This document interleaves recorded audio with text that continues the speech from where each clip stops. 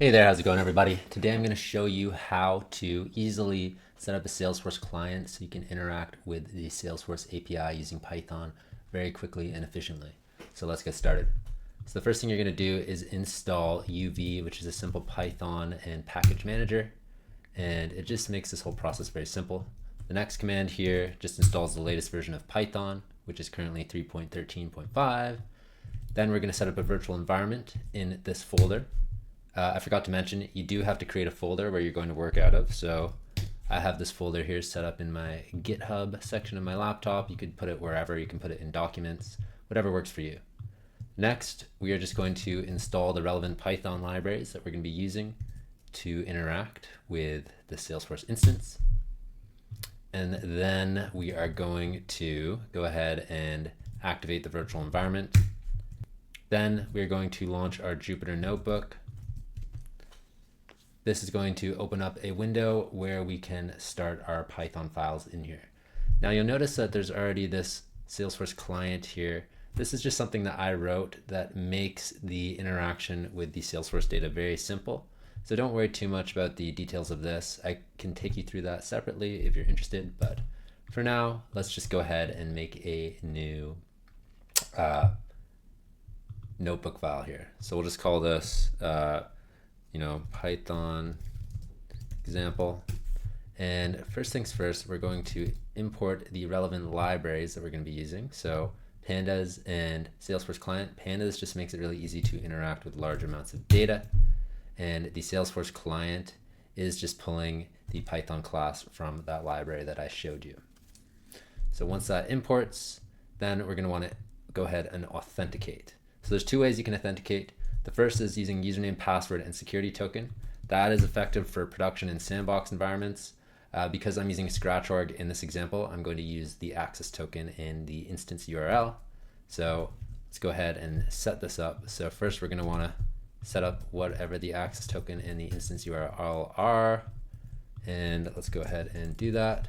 So I have to get my scratch.org information here. So bear with me a moment. So here is our access token, which I'll just paste here, and our instance URL. If you're doing it this way, don't include the HTTP part. It always messes it up. And then we can go ahead and now we are authenticated. So back to our code here. So let's just pull some data.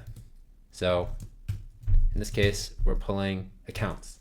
Now scratch.orgs for some reason always come with this one account, which contains an entitlement record, and we don't really want that. So let's just delete that. So to delete it, you just use this command here where you feed in the data frame, and if you're trying to delete it, the data frame can only have the ID, and then you specify the object. You can run this and it should delete. So now if I were to go ahead and query for this, there's nothing there. So we also want to go ahead and delete that account that had that entitlement as well. So let's just change this to account and go ahead and delete it there. And now we have a Salesforce instance that has no data in it. So let's go ahead and add some data. So I have a little script here that I'm going to take you through. So what it's doing here is it's importing a couple libraries that we're going to use to generate some random data. So let's import these. Oh, it looks like Faker is not installed, so we had to go back to our terminal and let's go ahead and install it. So the command to install libraries, we go back here, just copy this, and then I'll just put Faker. And this should now work. So now we have Faker installed, which just makes fake data. So you make an instance of that, and then you can just make fake company names. Oh, maybe it's just fake company. So now let's see what happened. Write Inc. So if you want to see what this is doing, anytime you run this, it will just make a fake company name. So we're going to use that. And then we are going to make an account, and we want it to be of a specific type. So I have another thing here that gets all the pick list values that are available in this org. So say we want to set this up and have our account be a random type of this. So we have this list here. We're going to use this random library, which you just feed it this list, and it's just going to pick a random one out of them. So we're going to set that up. Count type is equal to that. And then let's make a data dictionary here. Missing a comma. So now we have this data dictionary that just looks like this. And we're going to make it a data frame.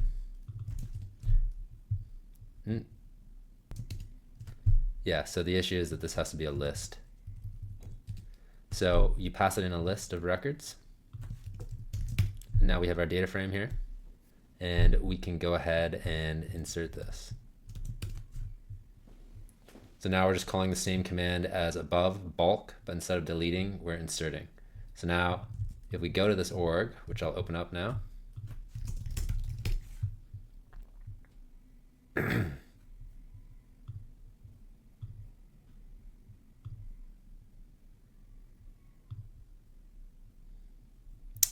guess I have to search for it. What's it called? Smith Wilson. So here's the account, and it's of channel partner reseller. So say we want to make another account, but we want to make it also have industry as well. So let's go back here. We'll copy this and we'll call this industries. And then instead of type, we're going to feed industry field in here. And now you can see, okay, there's a whole bunch of different options we can set for industries. So say we want a random industry, we'll just go like this, copy that in, call this industry, and then it's going to take a random choice from industries. And then let's see what comes out, manufacturing. So then what we're going to do is we're going to take this and put it in this data structure here, industry, and let's see what that looks like. And we'll go ahead and let's also run all of these again, just so that it's a different company name. Marsh Lewis, type other, let's insert it.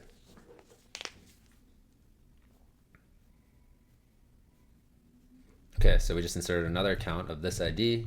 Go here, we can look at it, Marsh Lewis. Now say we want to make 10 accounts all at once. How can we make 10 at once? Well, it's simple. You basically just take this, and we have to make a for loop. So say for I in range 10, print I, just to show you what it's doing.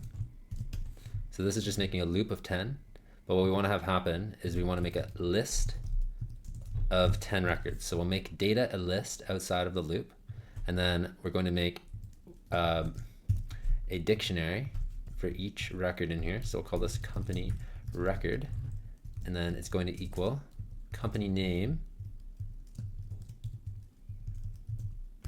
type and industry, and then we're going to append data with the company record. So that's just going to get appended, and now we can look at the data frame. There's 10 records in here.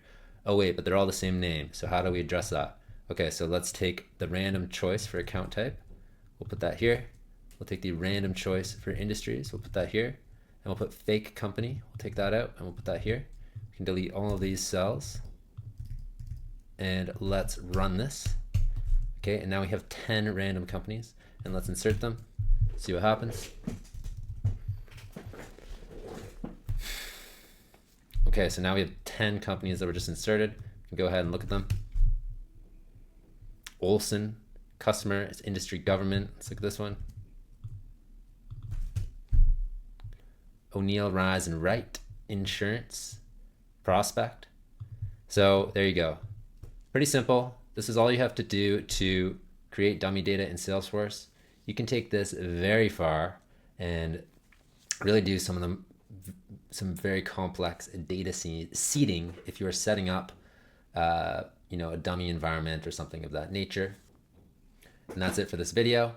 If you want to work with me directly, you can use the Calendly link in my description below to book time with me.